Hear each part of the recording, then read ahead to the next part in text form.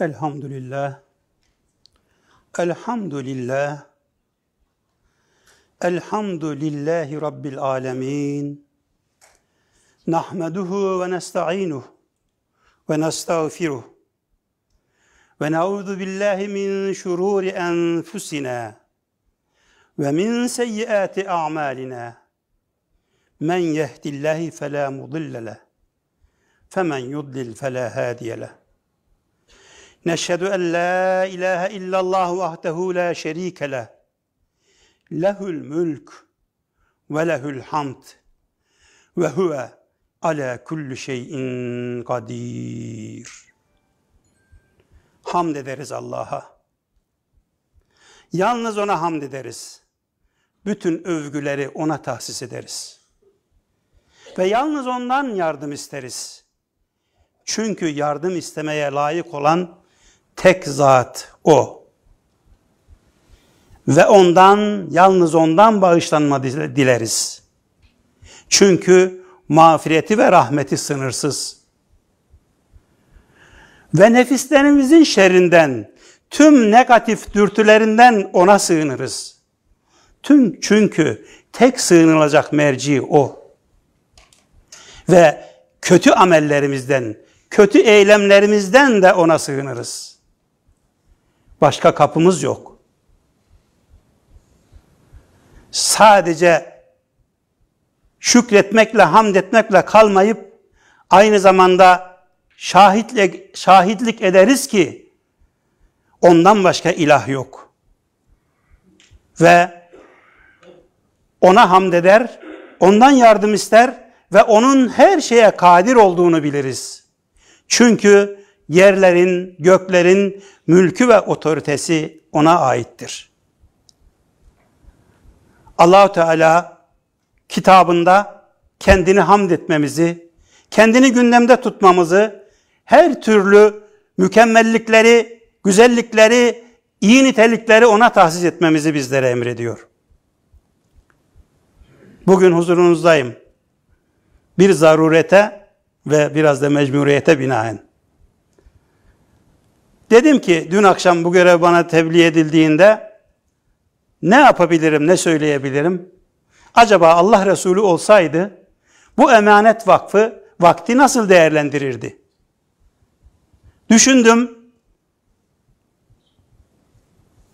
10 senelik hutbe döneminde, Mekke döneminde her cuma, her hafta hutbe veriyor. Hutbelerinin hiçbirisi bize kadar ulaşmamış. Neden? Herhalde dedim, Kur'an'dan bir şeyler anlatıyordu.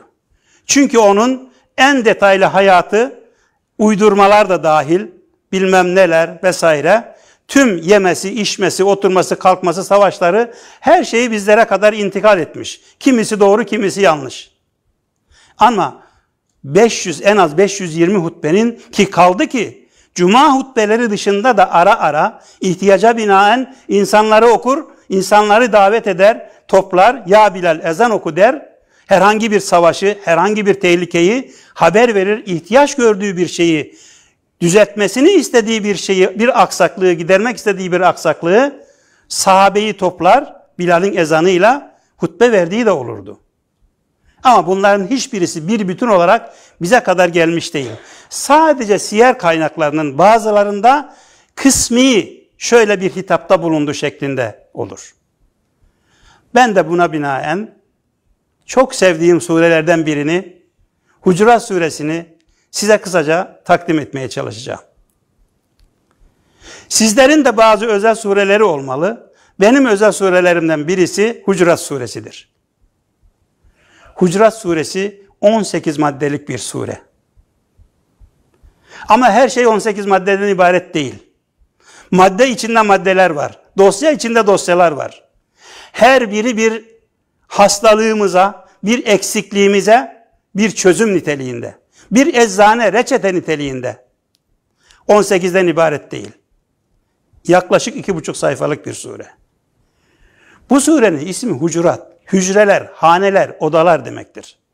Peygamberimizin Mescid-i Nebevi yanındaki evleri ve haneleri ikamet ettikleri, görüşme yaptıkları, ailevi olarak yaşadıkları haneleri. Ama bence surenin ismi sadece ondan ibaret değil. Benim Kur'an'la, yani sure isimleri nas değildir. Ya sahabe isimlendirmiştir, ya peygamberimiz isimlendirmiştir, ya tabiun döneminde isimlendirilmiştir. Onun için her birinizin surede size özel isimleri olmalı. Siz kendi özelinizde sureyi isimlendirebilirsiniz. Sure burada garip içinde bir defa geçen, işte hücreler anlamında gelen, hücrelerin gerisinden kendilerine gayri nizami bir şekilde seslenildiği için Hucurat aklı ismini alır ve oradan da bize güzel dersler verir tabii ki. Ama benim nezdimde Hucurat suresinin ismi, benim özelimde bir adab-ı muaşeret suresi. İnsan ilişkileri suresi. İsimlendirmemin biri bu. Çünkü burada insan ilişkilerden bahseder. Yatay ve dikey ilişkilerden bahseder. İslam toplumunun temelini düzenleyen haberleşmeden, iman kardeşliğinden ve iman kardeşliğini bozan hususlardan bahseder. Ve en az 5 kez ey iman edenler diye seslenerek bizzat bizim vasfımızda bize hitapta bulunur. Çok peş peşe olmaması için arada başka pencereler açacağım. Ey iman edenler deyince biz orada bir durmalıyız, bir düşünmeliyiz, bir nefes almalıyız. Ya Rabbi sen misin bize seslenen? Sen misin bize hitap eden? Sen misin bizi çağıran? Acaba arkasından gelecek talebe kalbim hazır mı? Aklım, zihnim hazır mı? Hayatıma geçirmeye var mıyım? Diye bir düşünmemiz ya. Lebbeyk ve sadeyk. Evet ey Allah'ım buyur. Ne diyorsan onu yapmaya hazırım. Değilse bir daha belki tekrar etmek lazım. Biraz daha düşünmek lazım. Dura dura tehtil üzere okumak diyoruz ya. Hazır olduktan sonra evet ya Rabbi deyip arkasında hitabı dinleyip can kulağıyla dinleyip ona ittiba etmek lazım. Evet, sure isimlerinden, surenin benim koyduğum isimlerden bir ikincisi Kardeşlik suresi. Yahu müminlerin en temel özelliklerinden, kardeş olmaları gerek özelliklerinden ve ilkelerinden ve bunu bozan hususlardan bahsediyor. Bu sure kardeşlik, uhuvvet suresi olmasın da ne olsun? Japon bir müftedi kardeşimize sorarlar bir röportajda. Sizi Müslüman eden neydi? Hangi olay? Sebebi nüzul neydi yani? Kısa cevap. Hucurat 10. Bu kadar söylemiş. Ayeti bile okumadı. Yani ancak müminler birbirleriyle kardeş olurlar. Birbirleriyle kardeş oldukları ölçüde mümindirler. Ayeti onun Müslüman olmasına sebep olmuş. Bize ayetlerin nüzul sebebi ne? Bizim ayetlerimizin, bizim surelerimizin bize olan nüzul sebebi ne? Biz ayetlerin, surelerin genel olarak nüzul sebebiyiz. O bir aşikar. Ama hangi olay üzerine bu ayet bize nazil oldu, Hucurat suresi bize nazil oldu diyebileceğimiz bir hadise var mı? Mesela ben gıybet ediyordum, gıybet etmeyi düşünüyordum, lafa başlamıştım, birisi hakkında konuşmaya başlamıştım. Hucurat 12. ayet geldi aklıma. Gıybeti öyle bir tasvir ediyor ki, gıybeti ne menemen bir şey olduğunu öyle gözlerimiz önüne seriyor ki, diyor ki, ölü kardeşinizin etini yemek ister misiniz? Gıybet vesilesiyle öldürdüğünüz kardeşinizin yamyamı olmak ister misiniz? Manevi yamyamı olmak ister misiniz? Tiksindiniz değil mi? Tiksinirsiniz. Böyle bir tabloyu göz önüne getirip o anda gıybet etmekten vazgeçmek işte o ayetin sende yeniden nüzul sebebidir. Nüzul sebebini yaşamamız için derdimiz olması lazım, davamız olması lazım. Hareket halinde olmamız gerekiyor. Durduğumuz yerde derdi davası olmayanın, çile çekmeyenin, bir hedefi olmayanın nüzul sebebi olmaz ki, derdi olmaz ki. Ayete ihtiyacı olmaz ki, teselliye ihtiyacı olmaz ki, çözüme ihtiyacı olmaz ki, zorda kalmamıştır ki. Kendinin yücelmesini, ferahlamasını, inşirah bulmasını istemez ki. Bir derdiniz olduğu zaman bir olay olduğu zaman, bir davetin bir aşamasında birine bir şey ulaştırmak istediğiniz zaman bir zorlukla karşılaşırsınız ya da bir güzellikle karşılaşırsınız. O anda aklınıza bir ayet gelir. İşte ayetin nüzul sebebi siz olursunuz. Nüzul sebebi tarihte kalmış bir olay değil ki. Nüzul tekrar eden bir olaydır. Surenin benim nezdimde bir başka ismi de işte bu olayı da anlattığım için Gıybet suresi diyebilirsiniz. Çünkü gıybeti öyle dehşet şekilde anlatıyor ki onu gözünde canlandıran birinin gıybete devam etmesi, başlaması düşünülemez. Bu ayet sebebiyle gıybetten vazgeçtim. Ayet o anda size tekrar nazil olmuş olur.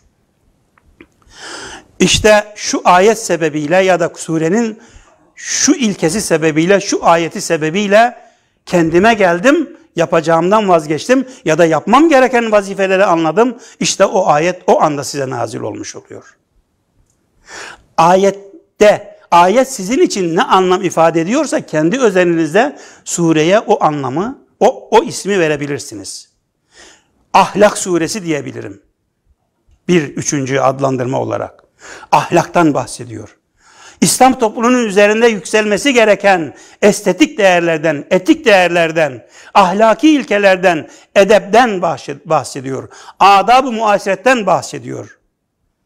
Önce tabiri caizse dikey ilişkiden bahsediyor.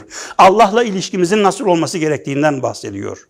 Ve diyor ki 1. ayette, siz ey iman edenler. Why is it that most people struggle to connect with the Quran, even Muslims? This Quran Allah'ın ve onun Allah adına yaptığı elçiliğin ya elçinin önüne asla geçmeyin. Ona saygısızlık etmeyin. Onun görüşü üzerine görüş belirtmeyin. Varsa bir konudaki görüşü. Haddi aşmayın.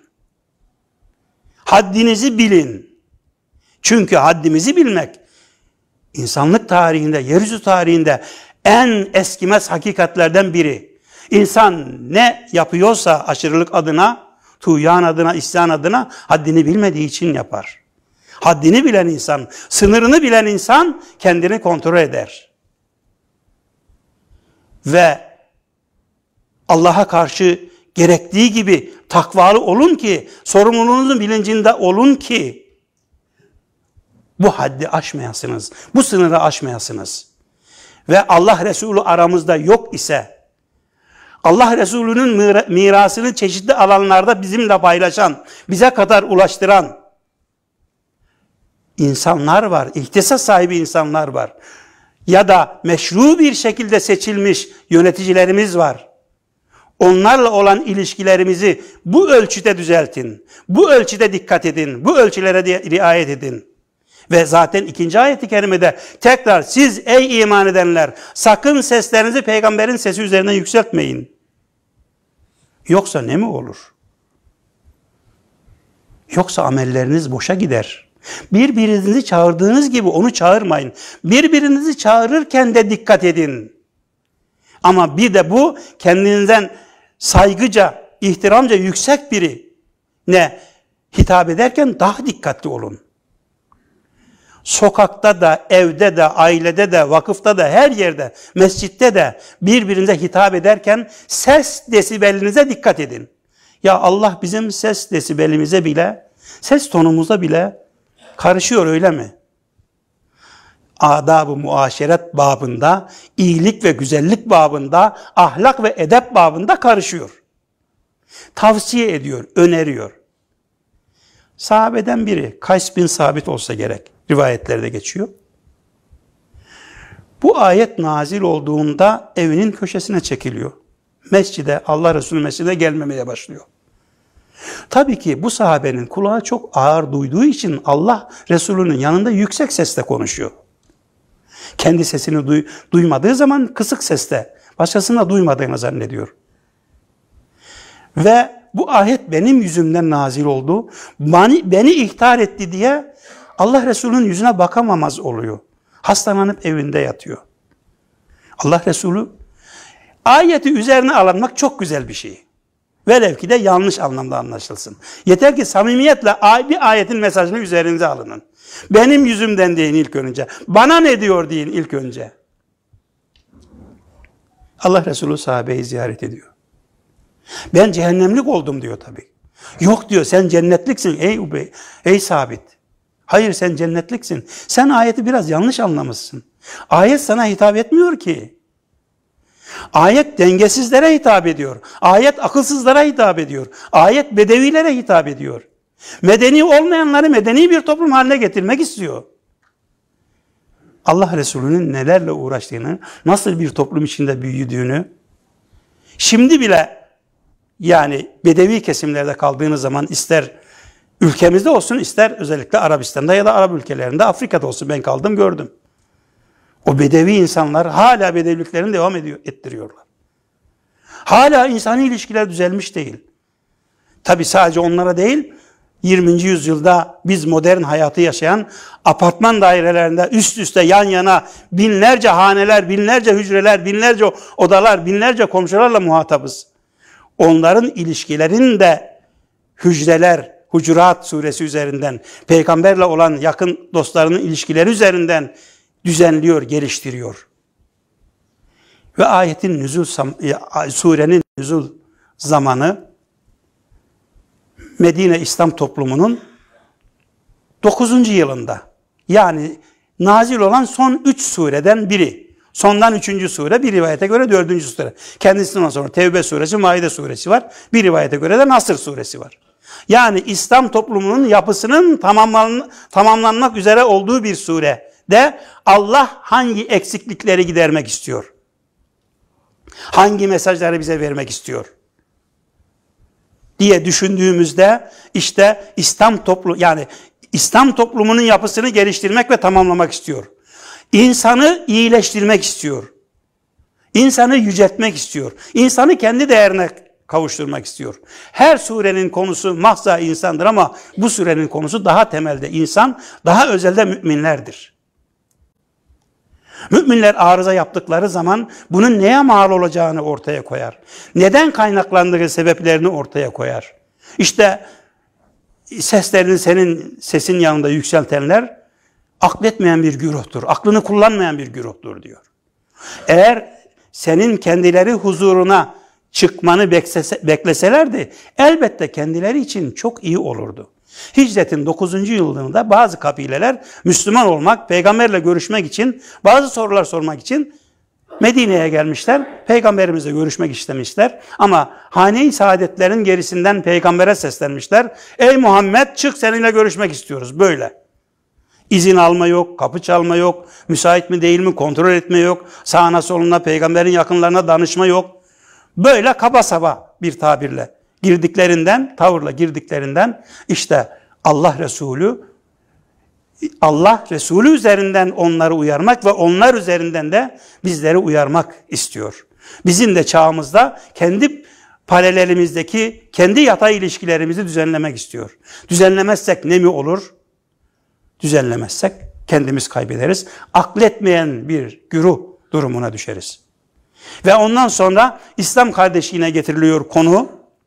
İslam kardeşliği üzerinden yine bizler terbiye ediliyoruz. Ve İslam kardeşliğini bozan hususların başında haberleşme usulü geliyor.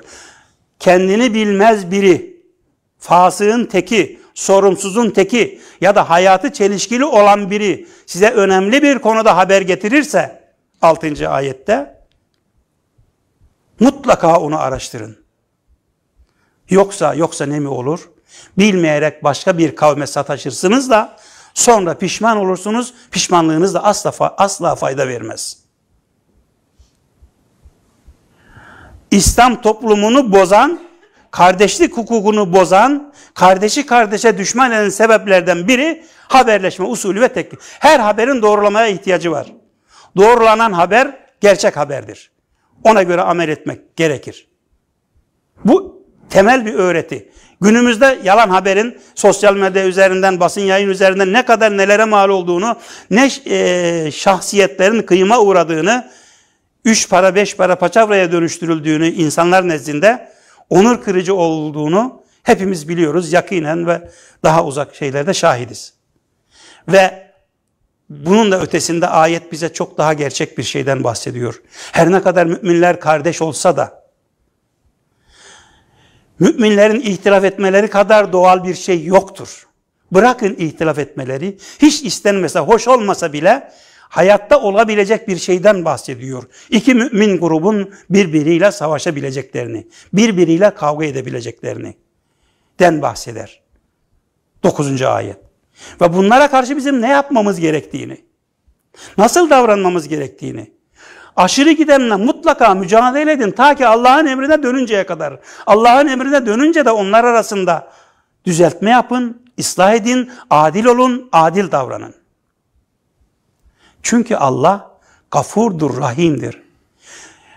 Allah'ın isimleri bu surenin ayetlerinin sonunda öyle anlamlı ki, ayetin anlamıyla ayet sonunda geçen Esma-i Hüsna'nın anlamı tam birbirini tamamlıyor.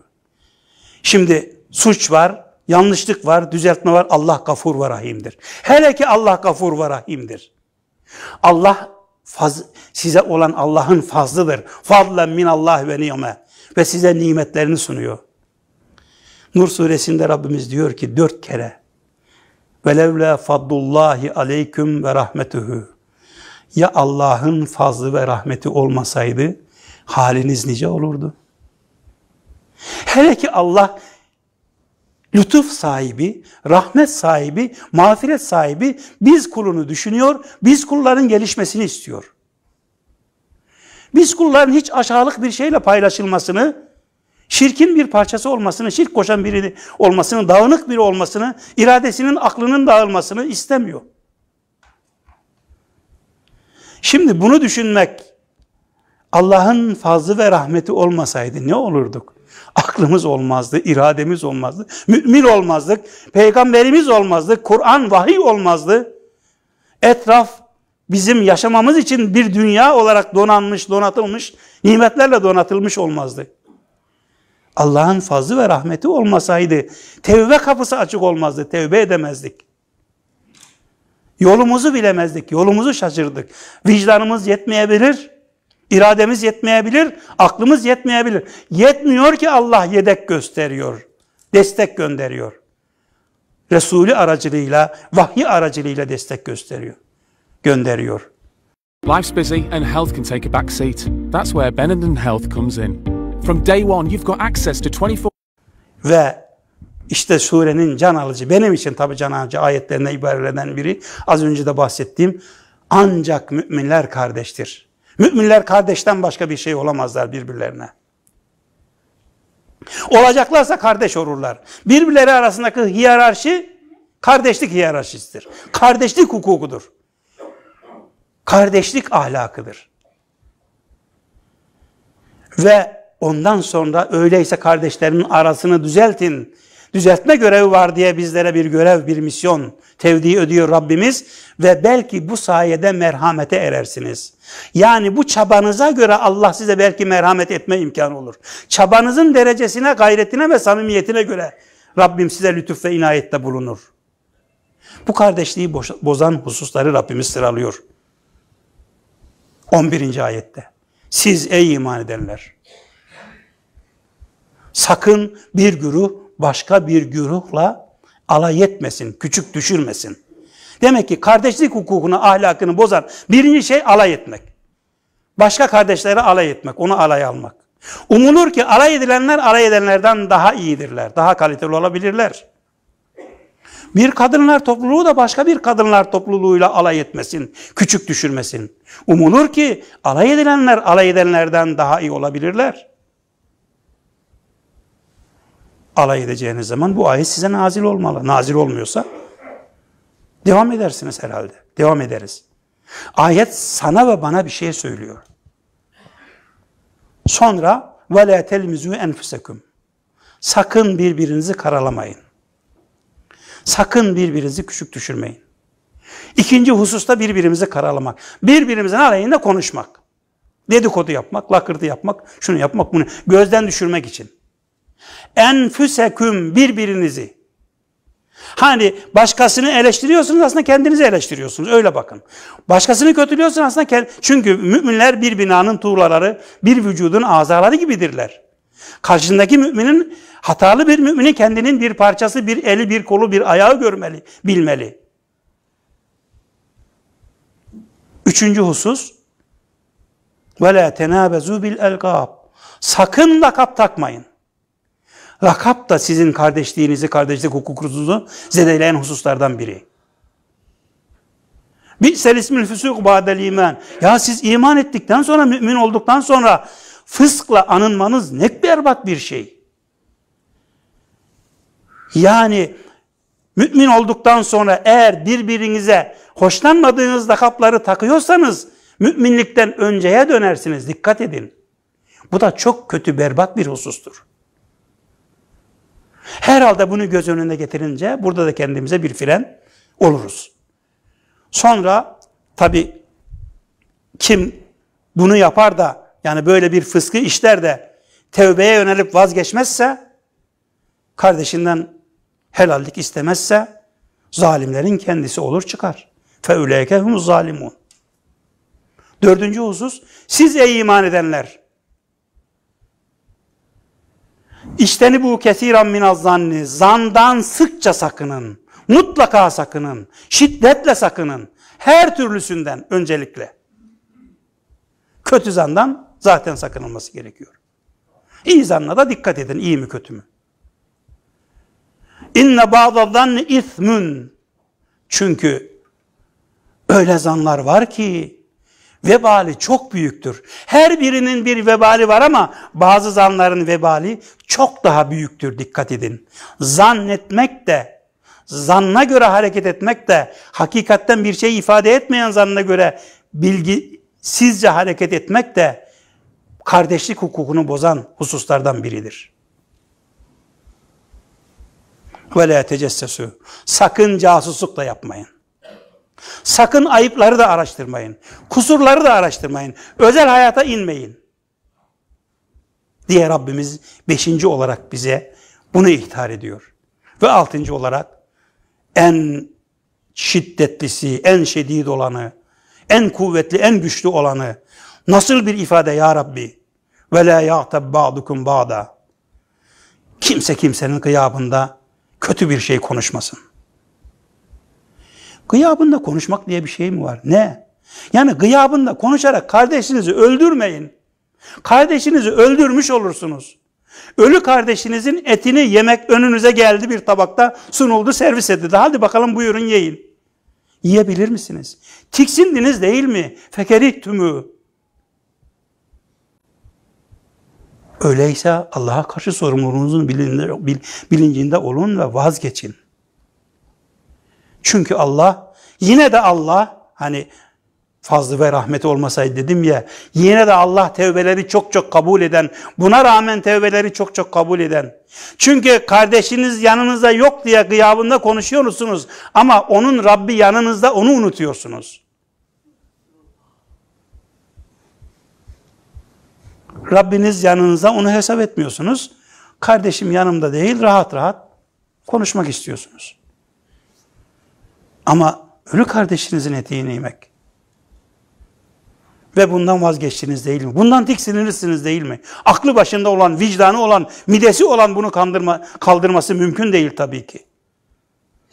Öyleyse sorumluluğunuzun bilincinde olun, olabildiğiniz kadar ve yine de Allah'ın tevbe kapılarının, dönüş kapılarının açık olduğunu bilin. Bu da Allah'ın bir rahmeti, bir fazlı, bir ikramı ve Allah size sınırsızca merhamet sahibidir. Allah'tan daha merhametli kimse elbette yoktur. Diğer meallere, diğer ayetlere, mesajlara geçmeden burada sona erdireyim.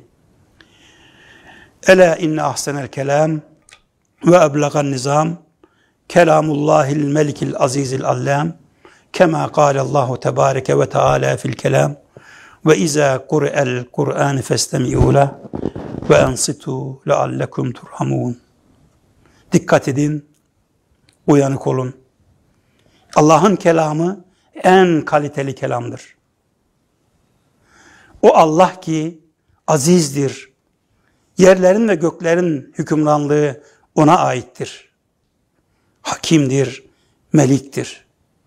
Nitekim Allah kema kâlallahu tebâreke ve teâlâ fil kelam, yüce kelamında buyuruyor ki, yüce olan Allah, ve izâ kuri'el Kur'ân festemi'û leh ve ansitû leallekum turhamûn.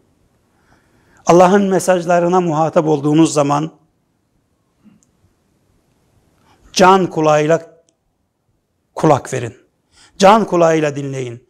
Gönül kulağınızla dinleyin ki size etki etsin. Ve gönlünüzü, aklınızı, kalbinizi ve ansitu, susunuz emrini ona hazır hale getiriniz diye anlıyorum. Merhamet olunasınız. Rahmet olunasınız. Sadakallahul azim. İnnallaha ye'muru bil adli vel ihsani ve ita'i zil kurba ve yenha anil fahşai vel münker vel baghi ya'izukum leallekum tezekkerûn.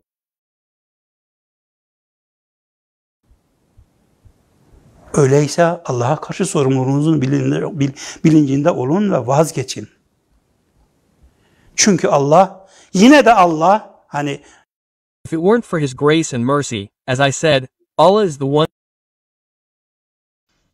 Elhamdülillah. Elhamdülillah.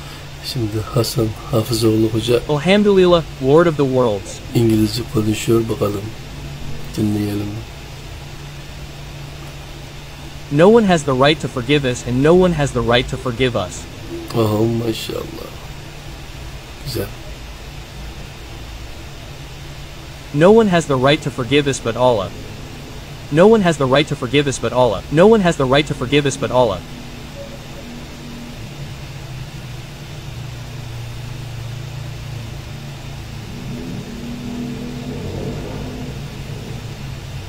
No one has the right to forgive us but Allah. No one has the right to forgive us but Allah. No one has the right to forgive us but Allah. No one has the right to forgive us but Him. We praise Allah. We praise Him alone. We dedicate all praise to Him and we seek help from Him alone. Because He is the only one worthy of help. And we seek forgiveness from Him alone. Because His forgiveness and mercy are limitless.